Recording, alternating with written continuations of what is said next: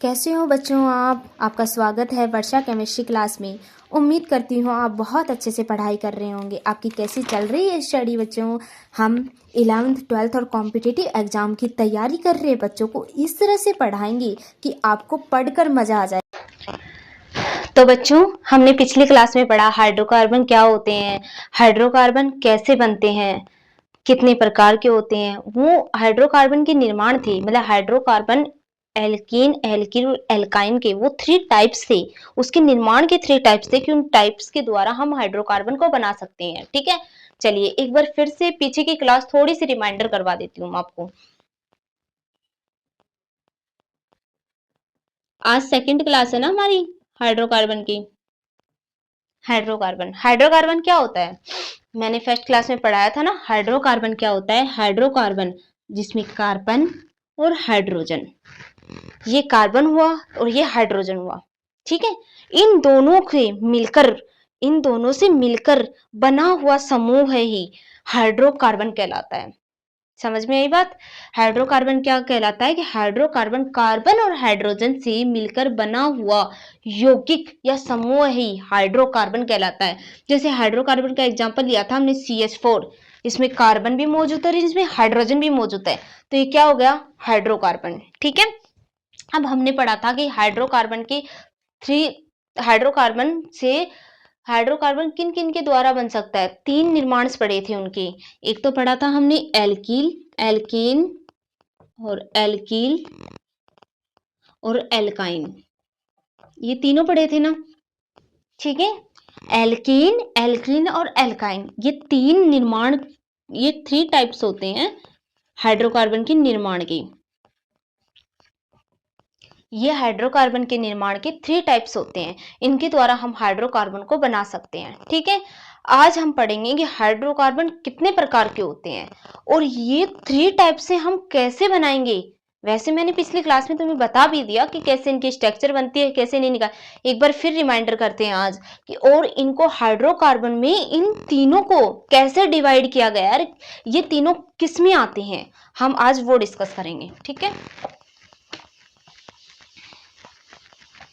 तो देखो हाइड्रोकार्बन के 2 टाइप्स होते हैं। कितने टाइप्स होते हैं बच्चों? 2 टाइप्स होते हैं। हाइड्रोकार्बन 2 प्रकार के होते हैं। ठीक है, पहला हाइड्रोकार्बन संतृप्त हाइड्रोकार्बन, दूसरा हाइड्रोकार्बन असंतृप्त हाइड्रोकार्बन। अब देखिए, फर्स्ट होता है संतृप्त हाइड्रोकार्बन। ठीक है, दूसरा होता है असंतृप्त हाइड्रोकार्बन।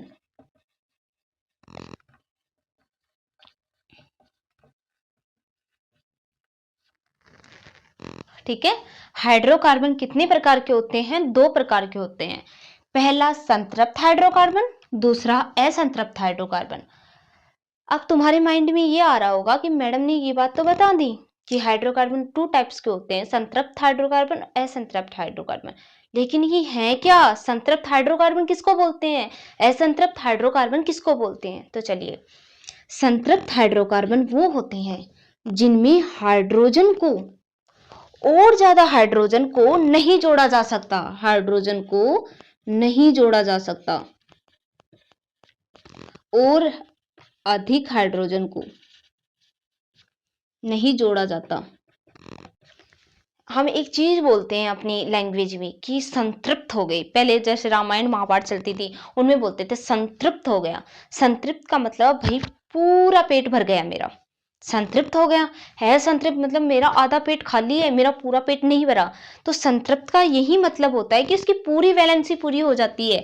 जैसे CH4 का एग्जाम्पल लेते हैं संतृप्त में, जैसे C, एक H इधर, एक H इधर, एक H इधर, एक H इधर, हम यहाँ H इंक्लूड कहाँ से करेंगे भाई? इसकी C की एक ही तो C है, उसकी वैलेंसी 4 होती है, तो इस चारों वैलेंसी इसकी ऑलरेडी पूरी हो चुकी है, तो यहाँ पे हाइड्रोजन कैसे जुड़ेगा? नहीं जुड़ सकता हाइड्रोजन। तो ये संतृप्त हाइड्रोकार्बन है, इसको हम संतृप्त हाइड्रोकार्बन बोलेंगे। ठीक है, और असंतृप्त हाइड्रोकार्बन किसे बोलते हैं कि और अधिक हाइड्रोजन जोड़े जा सकते हैं, हाइड्रोजन जोड़े जाते हैं, जा सकते हैं। हाइड्रोकार्बन कितने प्रकार के होते हैं बच्चों? 2 प्रकार के होते हैं, संतृप्त हाइड्रोकार्बन और असंतृप्त हाइड्रोकार्बन। संतृप्त हाइड्रोकार्बन होता है कि जिसमें और अधिक हाइड्रोजन नहीं जोड़े जा सकते, जिनकी वैलेंसी कंप्लीट होती है, उनमें हाइड्रोजन नहीं जोड़े जा सकते, जैसे CH4। असंतृप्त हाइड्रोकार्बन वो होता है जिसमें हाइड्रोजन और अधिक हाइड्रोजन जोड़े जा सकते हैं, जैसे आप एथीन ले लो, चलो एथीन ले लो, CH2, एथीन ले लो, C डबल बॉन्ड C, ठीक है, C ट्रिपल बॉन्ड C ले लिया मैंने। ये एथीन ही है ना, इसमें हाइड्रोजन जोड़े जा सकते हैं दोनों तरफ, इसमें भी हाइड्रोजन जोड़े जा सकते हैं, दोनों तरफ जोड़े जा सकते हैं ना। इनकी तो वैलेंसी खुल के भी पूरी नहीं होगी। देखो इनकी वैलेंसी भी खोल लेंगे तो 2 इधर है तो CH CH, 4 हुई ना, ये अंडर क्रॉस होगा तब इनकी वैलेंसी पूरी होगी, ठीक है। अब देखो इनके एग्जाम्पल, मैंने बताया था ना कि एल्केन, एल्कील और एल्काइन, ये तीनों टाइप्स को हम कैसे डिवाइड करेंगे। तो अभी अभी मैंने बताया कि संतृप्त हाइड्रोकार्बन क्या होता है, जिस पूरा संतृप्त होता है, जिसमें हाइड्रोकार्बन नहीं जुड़ सकते, किसमें होता है वो? एल्केन में। तो इसमें एग्जाम्पल में आएगा एल्केन।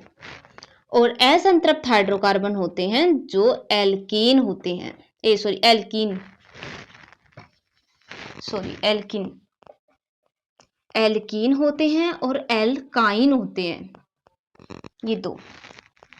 संतृप्त हाइड्रोकार्बन वे होते हैं जिनमें और अधिक हाइड्रोजन नहीं जोड़े जा सकते, जैसे एल्केन। असंतृप्त हाइड्रोकार्बन वो होते हैं जिसमें और अधिक हाइड्रोजन जोड़े जा सकते हैं, जैसे एल्कीन और एल्काइन, ठीक है। चलो ये हो गया।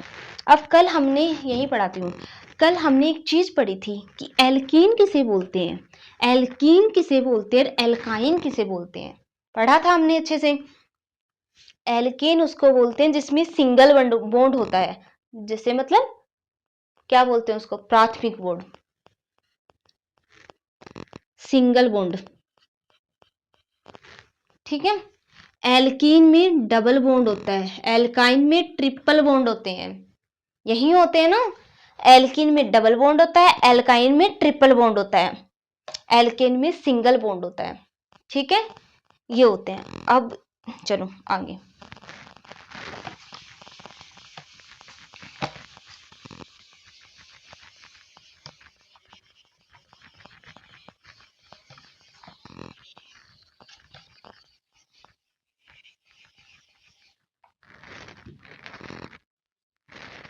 अब देखो कल बताया था वैसे मैंने, एल्कीन,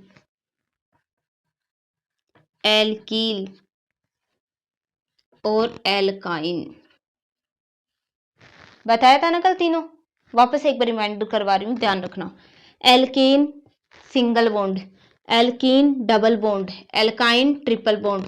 इसमें कोई प्रॉब्लम नहीं आनी चाहिए क्योंकि मैंने फर्स्ट लेक्चर में आराम से अगर जिसने फर्स्ट लेक्चर नहीं देखा है तो वो फर्स्ट लेक्चर देखी, अपने आप समझ में आ जाएगा, ठीक है। बहुत ही अच्छे तरीके से वहां पे मैंने समझाया एकदम। अब एल्केन का फॉर्मूला क्या होता है, एक चीज और मैंने कल बताया था तुम्हें। पहले तो मैंने कल एक चीज बताई थी तुम्हें कि एल्केन, भाई मैं तो नहीं झुकूंगा, मेरे ऊपर तो मात्रा लगी, मैं क्यों झुकूं, मैं तो भागूंगा। तो भाई ठीक है तू जा, +2 से जा तू, ठीक है। एल्कीन बेचारी झुकी हुई है, बोली मैं तो झुकी हुई ठीक हूँ, मुझे तो कुछ नहीं चाहिए, तो उसके कुछ नहीं लगा।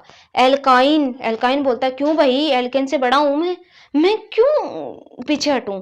तो एल्केन और एल्काइन में लड़ाई होती है तो वो रिपल्सन जाते हैं, रिपल्सन मतलब माइनस आता है। एक ट्रिक और बताती हूँ इसमें फॉर्मूला याद करने की। एल्केन का फॉर्मूला होता है CnH2n +2, CnH2n, CnH2n -2, ये होते हैं। अब देखो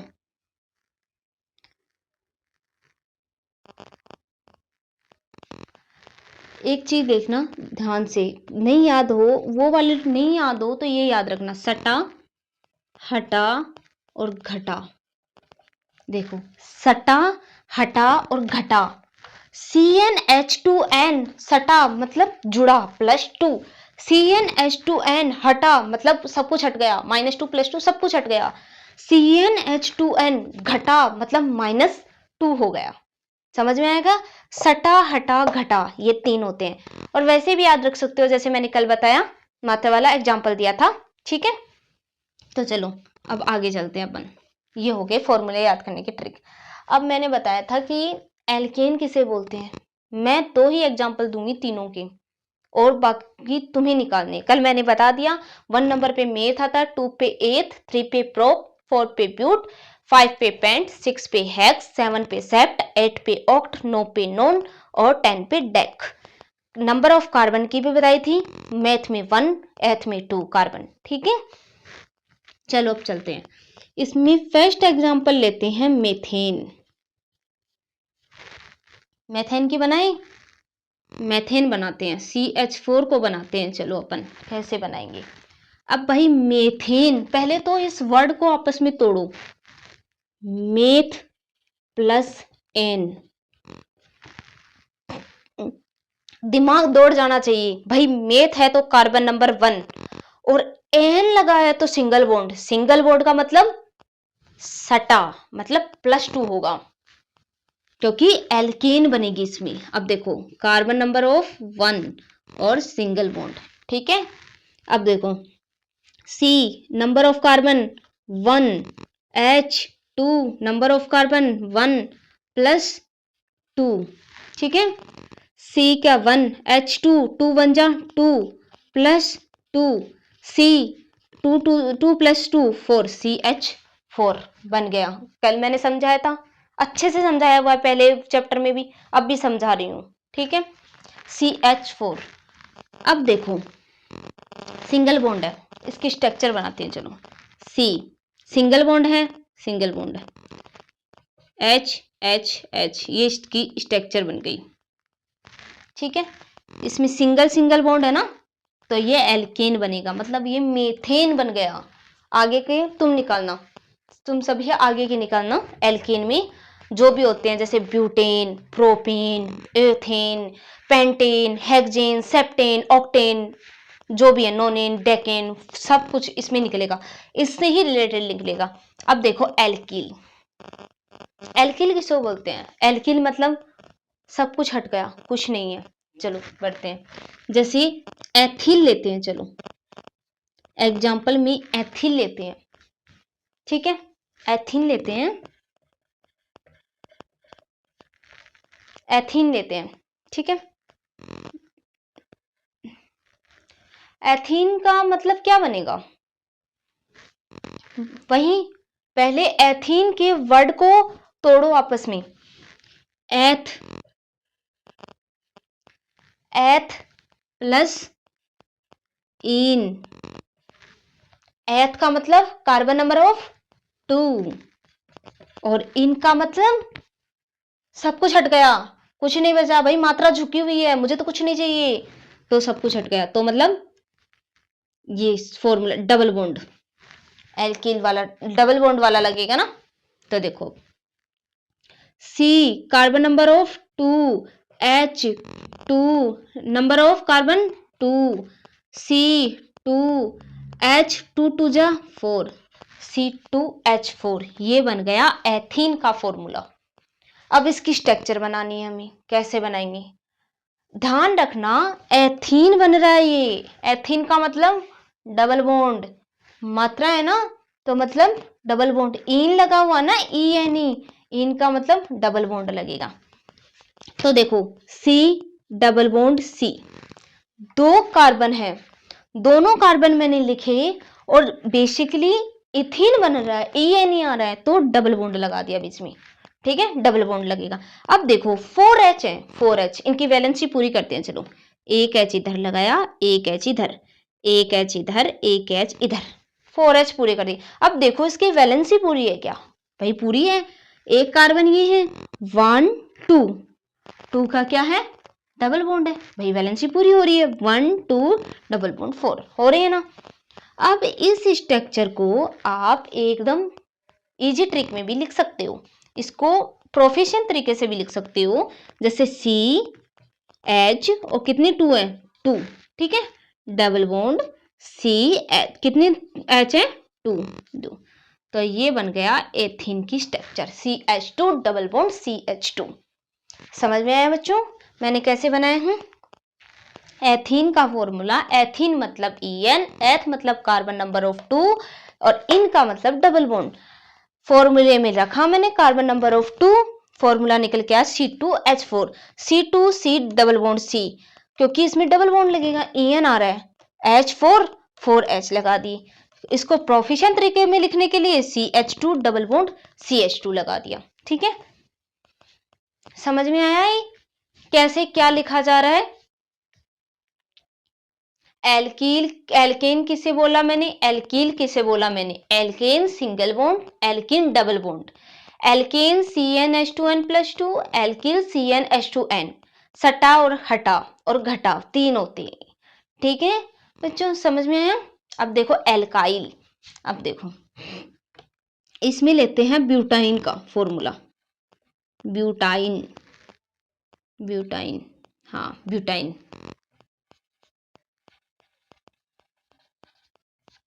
ब्यूटाइन का फॉर्मूला। ठीक है, ट्रिपल बॉन्ड, ट्रिपल बॉन्ड लगेगा इसमें। देखो टाइन है ना, वाई एन ई मतलब ट्रिपल बॉन्ड। ब्यूटाइन, अब ये बताओ कि ब्यूटाइन में ब्यूट आ रहा है, तो ब्यूट का मतलब कार्बन नंबर ऑफ कितनी आनी चाहिए? ब्यूट कितने पे आता है? 4 पे, तो कार्बन नंबर ऑफ क्या होंगी? 4 होंगी ना, तो कार्बन नंबर ऑफ क्या हो गया? 4 हो गया, हो गया। और ट्रिपल बॉन्ड आएगा क्योंकि इसमें वाई एन ई लग रहा है। अब चलो ब्यूटाइन की हमें फॉर्मूला निकालना है, कि हमें तो नहीं पता अभी ब्यूटाइन क्या होता है, ब्यूटाइन का फॉर्मूला क्या होता है, नाम सुना है बस। चलो निकालते हैं नाम से। C carbon number of 4, H2 number of carbon 4 minus 2 क्योंकि ट्रिपल बॉन्ड है। अब देखो C4 H2 4 जा 8 माइनस 2। अब देखो C4H 8 में से 2 गई 6, तो ये आ गया ब्यूटाइन का फॉर्मूला C4H6। समझ में आया बच्चों? अब देखो, अब इसकी स्ट्रक्चर बनाते हैं हम, कैसे बनाएंगे? ध्यान रखना टाइन YNE है, इसका मतलब ट्रिपल बॉन्ड आएगा। तो देखो C तो 4 है, हो C तो 4 है, तो चलो लगाते हैं 1 2 3 4। 4 बार हम C को लिखना सिखाती हूँ, ये कैसे लिखते हैं, कैसे इनकी स्ट्रक्चर बनाती है। 4C है, 4 कार्बन है, दिख रहा है C4 है, C4 है। अब हमें इसमें ये पता करना भाई इसमें ट्रिपल बॉन्ड लगेगा, क्योंकि हम ब्यूटाइन की स्ट्रक्चर बना रहे हैं, YNE आ रहा है ना, उस पर ट्रिपल बॉन्ड लगेगा। हमेशा याद रखना बच्चों, नंबरिंग यहां से स्टार्ट करनी है, एंड शुरू से स्टार्ट नहीं करनी कभी भी, नंबरिंग एंडिंग से स्टार्ट करनी है नंबरिंग, और 1 नंबर पे ट्रिपल बॉन्ड लगाना है।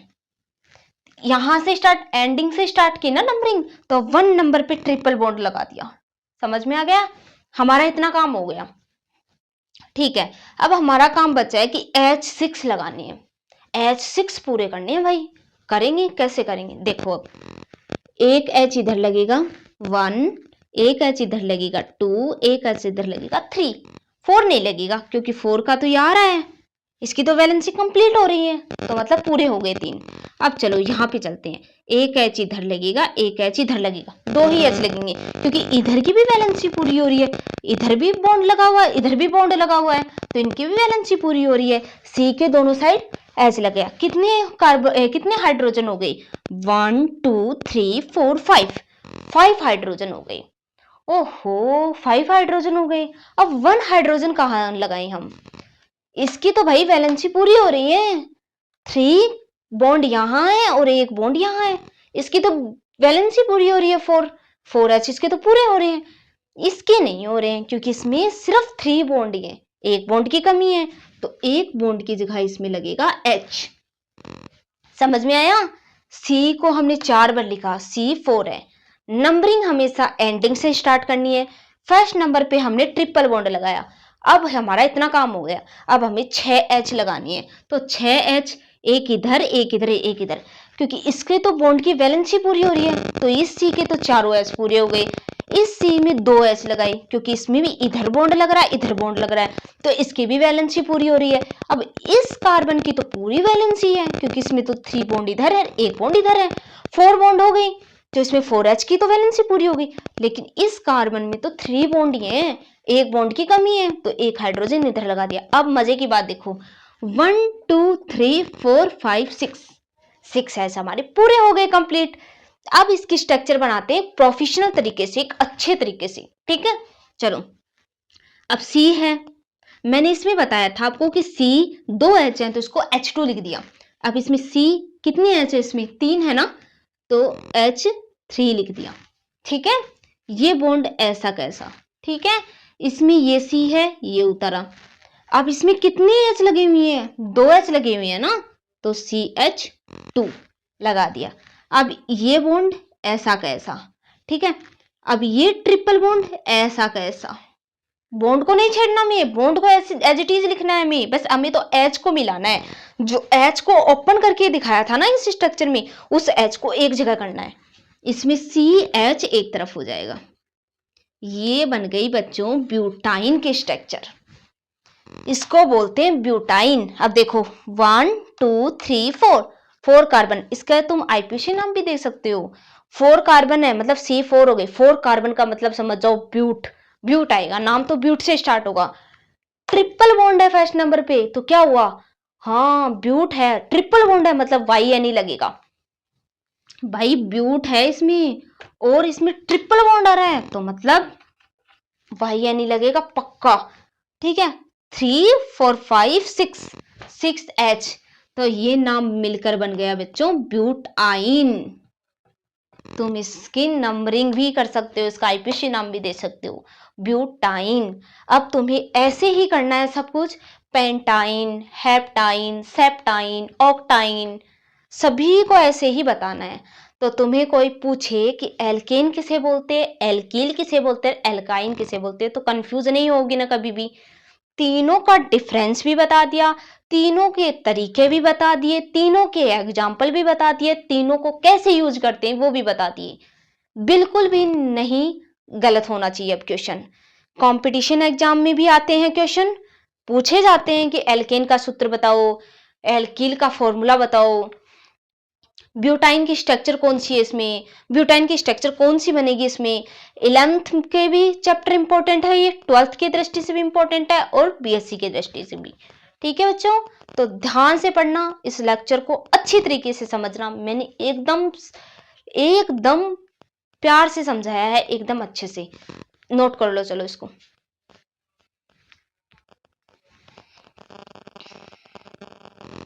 नोट कर लो, इसको प्रॉपर नोट्स बन रहे हैं आपके, प्रॉपर नोट्स बनाने हैं आपको ताकि आपको ज्यादा से ज्यादा याद हो सके और आपके अच्छे से अच्छे मार्क्स आ सके।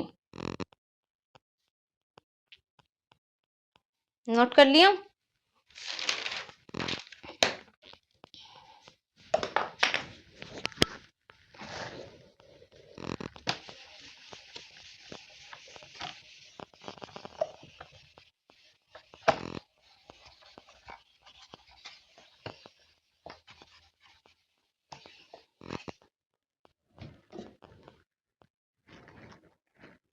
अब हमने ये तो पढ़ लिया, ठीक है।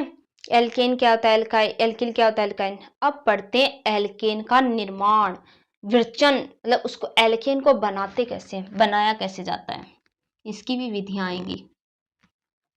एल्केन का निर्माण, विरचन। एल्केन को हम कैसे बना सकते हैं, एल्केन का कैसे विरचन कर सकते हैं हम, तो एल्केन का निर्माण देखो, एल्केन का निर्माण एल्कील और एल्काइन के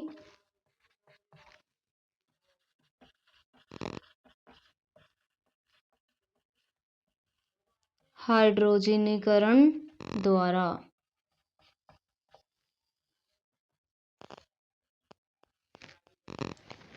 एल्केन का निर्माण कैसे होता है बच्चों, एल्कीन और एल्काइन के हाइड्रोजनीकरण द्वारा एल्केन का निर्माण होता है।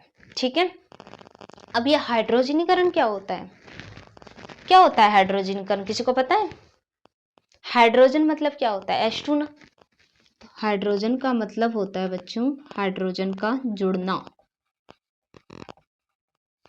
हाइड्रोजन का जुड़ना ही हाइड्रोजनीकरण कहलाता है। ठीक है, अब देखो, एल्कीन का मतलब होता है डबल बॉन्ड और एल्काइन का मतलब होता है ट्रिपल बॉन्ड। इसमें हम हाइड्रोजन को ऐड कर दें तो हमें बनेगी सिंगल बॉन्ड, मतलब एल्कीन।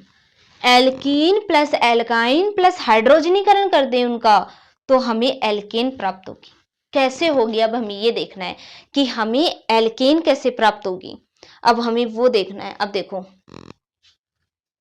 जैसे इन दोनों में मतलब कोई सा भी ले सकते हैं, चाहे एल्कीन में हाइड्रोजन कण जोड़ो चाहे एल्काइन में हाइड्रोजन कण जोड़ो, एल्कीन प्राप्त होगी। चलो एल्कीन से देखते हैं। इथेन का फॉर्मूला क्या होता है? इथेन का फॉर्मूला यही होता है ना, CH2 double bond CH2।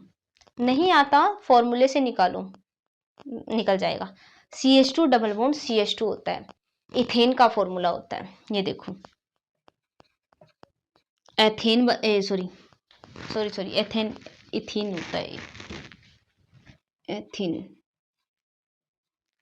Ethene होता है ना। एथीन का फॉर्मूला होता है CH2 double bond CH2। Ethene का फॉर्मूला होता है ना, इसमें हम हाइड्रोजन जोड़ेंगे, इनका हाइड्रोजनीकरण करेंगे। तो अब देखो, अब हाइड्रोजनीकरण जोड़ने के लिए भाई रिएक्शन करवाने के लिए भी कुछ चाहिएगा, उत्प्रेरक चाहिएगा। क्या चाहिएगा? उत्प्रेरक। उत्प्रेरक के रूप में हम लेंगे पीटी और Ni, निकल।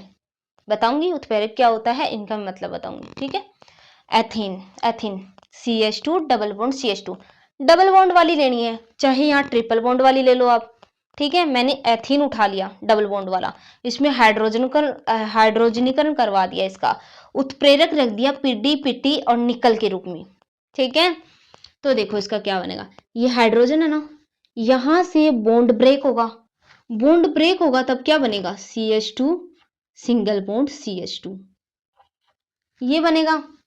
अब प्लस में हाइड्रोजन जोड़ना है हमें, ये तो बचा है ना, ये तो बॉन्ड ब्रेक किया है पहले, तो CH2 सिंगल बॉन्ड में CH2 लेके आए हैं, प्लस में हाइड्रोजन रह गया। अब देखो इसमें बनेगा CH, एक H इधर आ जाएगा, CH2 की जगह 3 आ जाएगा, सिंगल बॉन्ड, एक H इधर चला जाएगा, CH3। प्राप्त हो गई ना हमें एल्केन। और एथेन, ये एथेन का फॉर्मूला होता है बच्चों। ठीक है, देख लो, चाहे C2 है और H6 है, एथेन होती है। समझ में आ गया? हमने एल्कीन और एल्काइन के हाइड्रोजनीकरण द्वारा एल्केन बना दिया।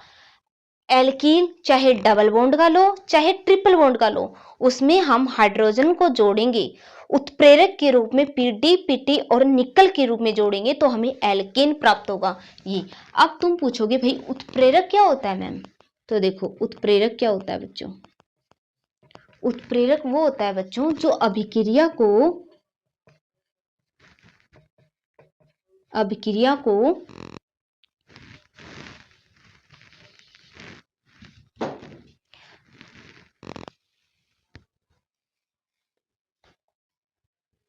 उत्प्रेरक क्या होता है ये पूछा ना। हाँ, उत्प्रेरक वो होता है कि जो अभिक्रिया में भाग नहीं लेता, इसका कोई काम नहीं होता, रिएक्शन करवाते हैं तब।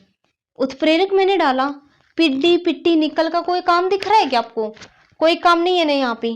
क्या काम है? चाहे ना डाला होता, नहीं काम है इसका। अब रिएक्शन में कोई नहीं होता काम, इसकी हाइड्रोजनीकरण से जब रिएक्शन करवाई थी इसका कोई काम नहीं होगा, ये अभिक्रिया में भाग नहीं लेता, बट अभिक्रिया ये अभिक्रिया को तेज करता है, इसकी अभिक्रिया में अहम भूमिका होती है।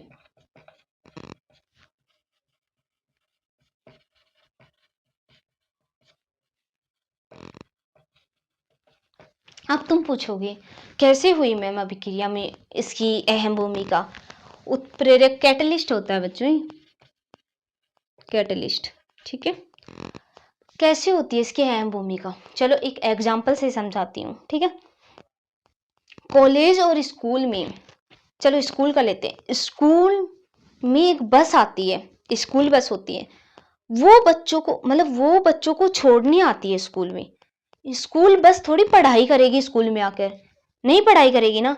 उसका काम क्या है, स्कूल के गेट तक छोड़ना, टाइम पे छोड़ना ही उसका काम है ना, ताकि बच्चे आराम से क्लास ले सके, टाइम पे अपनी पढ़ाई कर सके। वो पढ़ाई नहीं कर रही है वो बस, लेकिन उसकी सबसे ज्यादा इंपॉर्टेंस है। अगर वो बस नहीं आएगी तो बच्चे कैसे पढ़ेंगे, नहीं पढ़ेंगे ना। वही चीज है, अगर हम उत्प्रेरक नहीं डालेंगे तो अभिक्रिया तेज नहीं होगी और इससे रिएक्शन नहीं बनेगी। अभिक्रिया में भाग नहीं लेता उत्प्रेरक, बट इसमें अहम भूमिका निभाता है। समझ में आया। एक स्कूल बस गेट तक छोड़ने आती है बच्चों को, पढ़ाई नहीं करती, बट वो टाइम पे छोड़े, उसकी यही अहम भूमिका है। तो ये होता है उत्प्रेरक, ठीक है। इसको नोट करो आप एक बार, समझाती हूं मैं फिर से। इसमें वो तो देखो, पिड्डी, पिड्डी क्या होता है, पीटी होता है प्लेटिनम, प्लेटिनम, और एनआई होता है निकल, पीटी होता है प्लेडिनियम, प्लेडिनियम, ठीक है। ये तीनों धातुएं होती हैं बच्चों, जो उत्प्रेरक के रूप में डलती है, जो अब रिएक्शन को तेज करने में मदद करती है, ठीक है। उतारो इसको, फिर बताती हूँ और आगे। एक बार रिवाइंड करवा देती हूँ। एल्केन का निर्माण, एल्केन की बनाने की विधि, जैसे एल्कीन और एल्काइन के हाइड्रोजनीकरण द्वारा होगी। एल्कीन और एल्काइन से हम एल्केन बनाएंगे, मतलब असंतृप्त हाइड्रोकार्बन से हम संतृप्त हाइड्रोकार्बन बनाएंगे, ठीक है। जिसमें डबल बॉन्ड लो चाहे ट्रिपल बॉन्ड लो, उसमें H2 की अभिक्रिया उत्प्रेरक में पीडी निकल के रूप में करवाई जाती है, तो हमें एल्केन मिलता है। जैसे एथिन का एग्जाम्पल लिया, इसमें हाइड्रोजनीकरण करवाया, H2 प्लस करवाया, उत्प्रेरक के रूप में पीडी एंड निकल डाला, तो इसमें एल्केन प्राप्त होता है हमें H2 में जुड़ के, ठीक है। उत्प्रेरक वो होता है जो अभिक्रिया में भाग नहीं लेता है, बट उसकी अहम भूमिका होता है, क्योंकि वो अभिक्रिया को तेज करता है।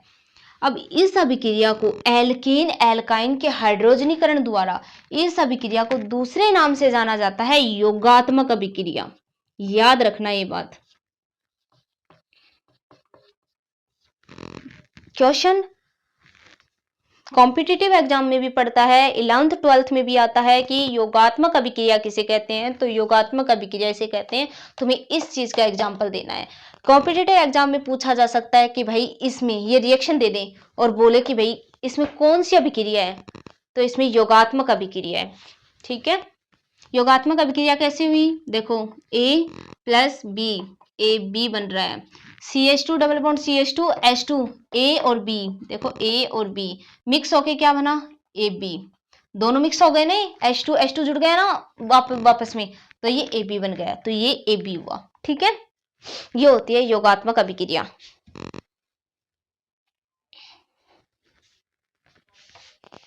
फर्स्ट पढ़ ली, एल्केन के निर्माण में एल्किन एल्काइन के हाइड्रोजनीकरण द्वारा।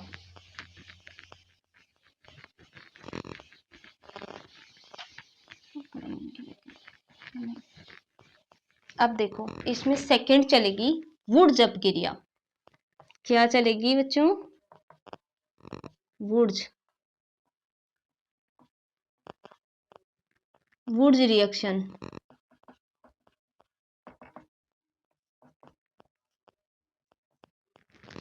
वुड्स रिएक्शन, वुड्स रिएक्शन को आप हेलो एल्केन भी बोल सकते हैं,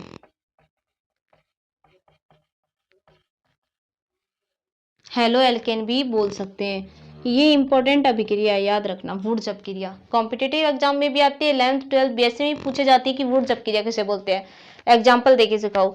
तो वुड्स अभिक्रिया में हम हेलो एल्केन लेंगे। एक ट्रिक बताती हूँ इसको करने की, ठीक है। हेलो एल्केन, हेलो एल्केन क्या होता है, हेलो एल्केन, एल्केन का मतलब तो पता है तुम्हें कि CH3 होता है। एल्केन का मतलब यही हुआ ना CH3, कोई भी ले लो, मतलब एल्केन, सिंगल बॉन्ड होना चाहिए इसमें, ठीक है। CH3 ले लिया। हेलो का मतलब होता है क्लोरीन, यहाँ ब्रोमीन भी हो सकता है, आयोडीन भी हो सकता है, ठीक है। हेलो का मतलब होता है, ठीक है। अब देखो हेलो एल्केन की रिएक्शन करवाते हैं हम। CH3, ठीक है, CH3Cl, दो CH3Cl लेते हैं, CH3Cl, इन दोनों की अभिक्रिया 2Na में कराते हैं, क्योंकि वुड्स अभिक्रिया इसका नाम इसीलिए पड़ा था क्योंकि वुड्स ने सोडियम का टुकड़ा लिया था। अब तुम बोलोगी मैडम इसकी अभिक्रिया पानी के साथ भी तो करवा सकते हैं। नहीं करवा सकते पानी के साथ अभिक्रिया, क्यों? क्योंकि अगर पानी साथ में लिया ना तो याद होगा सोडियम पानी में आग पकड़ता है तो जला देगा वो सब कुछ। तो इसकी हेलो एल्केन के साथ हम सोडियम लिया, वुड्स ने क्या लिया? सोडियम। 2 हेलो एल्केन की रिएक्शन 2Na से करवाई। देखो तो क्या हुआ?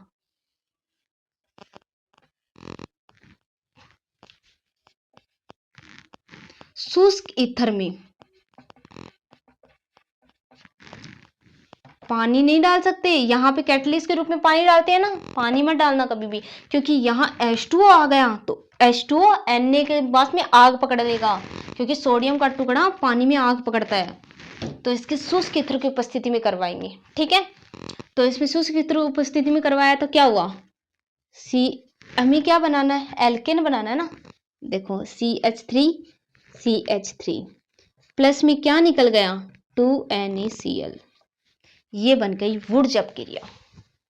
क्या बन गई? वुड्स अपक्रिया बन गई ना, वुड्स अपक्रिया, वुड्स अपक्रिया बन गई ना।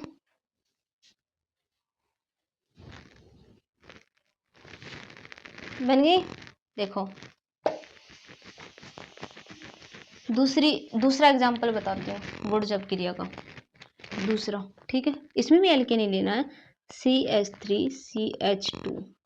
चलो ये बढ़ा दिया मैंने, 2H6, इसमें एथिन ले लिया मैंने, एथिन ले लिया क्योंकि इसमें फूलक होता है, ठीक है। एथिन ले लिया, इसके क्लोरीन जोड़ दिया ना इसके साथ, हाँ क्लोरीन। तो इसमें क्या जुड़ेगा? 2 एथिन लेंगे, क्लोरीन हेलो एल्केन के साथ अब क्रिया करवा रहे हैं ना, इसमें 2 सोडियम के अणु जोड़ लिए, ठीक है। इसकी अभिक्रिया किसमें करवाई? शुष्क ईथर में। शुष्क ईथर में रिएक्शन करवाई तो क्या निकलता है? CH3 CH2 आपस में जुड़ जाएगा क्योंकि इसमें एल्कीन बनेगी, CH3 CH2 ये बनेगा, बन गया। अब बच्चों मैंने बताया था तुम्हें कि तुम इसका नाम काउंट कर सकते हो। कैसे करोगे इसका नाम काउंट? देखो 1 2 3 4 क्या है? कार्बन कितने हैं? 4 है ना। 3 3 6 8 10, H कितनी है? 10 है। तुम्हें इतना तो पता होगा, ये तो इसका फॉर्मूला हो गया पूरे का। सिंगल बॉन्ड है इसका मतलब पता है भाई, हमें एन लगेगा। 4 कार्बन आ रहे हैं तो मतलब क्या हो गया? ब्यूट हो गया। तो ब्यूट प्लस एन क्या हुआ? ब्यूटेन। ब्यूटेन इसका नाम हो गया। समझ में आया? 2 हेलो एल्केन लेंगे, मतलब एल्केन बनाने के लिए लेंगे, एथिन ले लेंगे। चलो एथिन ले लिया, एथिन का फॉर्मूला ले लिया, CH3, 2 क्लोरीन ले लिया। कोई भी एल्केन के साथ 2 क्लोरीन जोड़ दिए, उसमें की अभिक्रिया 2Na से करवा दी। क्लोरीन 2 है तो ऑब्वियसली सोडियम 2 ही आएंगे, क्योंकि वुड्स ने सोडियम के टुकड़े के साथ अभिक्रिया कराई थी हेलो एल्केन की। हेलो एल्केन का मतलब CH3Cl भी हो सकता है या CH3CH2Cl भी हो सकता है। जरूरी नहीं है कि CH3CH2 ही हो, नहीं, एल्केन कितनी भी बड़ी हो, CH3CH2 CH3 भी हो सकती है, इसकी अभिक्रिया भी क्लोरीन के साथ करवा सकते हैं। CH3 CH2 कितनी भी बड़ी श्रृंखला हो उसकी अभिक्रिया हम क्लोरीन के साथ करवा के प्लस 2Na के साथ जब रिएक्शन करवाएंगे तो हमें एल्केन ही मिलेगा। ठीक है बच्चों, ये वुड्स अभिक्रिया हो गई। ये ट्रिक है, सबसे सिंपल वे में समझाया मैंने तुम्हें। कल की क्लास में हम पढ़ेंगे वुड्स अपक्रिया को बनाने की विधि। बनाने की विधि पढ़ ली, नॉर्मल रिएक्शन पढ़ ली, लेकिन उनकी क्रिया विधि जानेंगे। वुड्स अपक्रिया की बनाने की क्रिया विधि जानेंगे कि उनमें मतलब इनको तो हमने शॉर्टकट में बनाया, ठीक है। अब तुम्हें मान लो एक पुलिस है, छोटी सी बात है, पुलिस है, किसी ने किसी का मर्डर कर दिया। भाई जरूरी तो है, ये तो है नहीं कि भाई वो मर्डर करके सारा सबूत एक ही जगह पुलिस को दे जाएगा, नहीं, नहीं छोड़ेगा वो। तो पुलिस क्या करेगी, छोटे छोटे प्रूफ्स को इकट्ठा करेगी, फिर बड़ा प्रूफ बनाएगी उससे, यही है ना। तो ये सीधा साधा थी, मतलब प्रूफ पूरा इकट्ठा होने के बाद पुलिस ने हमें शॉर्टकट में समझा दिया कि यहाँ ये हुआ था, एंडिंग में ये हुआ है, ठीक है। लेकिन उन्होंने कहाँ कहाँ क्या क्या किया, क्या क्या खोजा, कहाँ कहाँ गए, फिर लास्ट में एंडिंग पे कहाँ पहुंची, वो काम। तो ये काम क्रिया विधि में होगा कि वुड्स अपक्रिया ऐसे कैसे बनी, बीच में कौन सा बॉन्ड ब्रेक हुआ, कौन सा इलेक्ट्रॉन किसके पास गया, वो ठीक है। अगली क्लास में हम वुड्स बनाने की क्रिया विधि पढ़ेंगे। थैंक यू सो मच बच्चों क्लास में आने के लिए, और प्रॉपर क्लास लीजिए, प्रॉपर नोट्स बनाइए। आई होप आपको क्लास पसंद आती होंगी। मेरी पूरी हेल्प रहेगी आपके लिए। जो भी आपको टॉपिक समझ में नहीं आता उसको आप कमेंट में लिखिए, मैं उस पर भी वीडियो बना दूंगी, कोई प्रॉब्लम नहीं है। लेकिन आइए केमिस्ट्री को और भी मज़ेदार बनाते हैं। ये रटे रटाने वाली चीज़ नहीं है, समझने वाली चीज़ है। समझ कर पढ़ो, एकदम आसान लगेगी तुम्हें chemistry. Thank you so much बच्चों मेरे साथ बने रहने के लिए।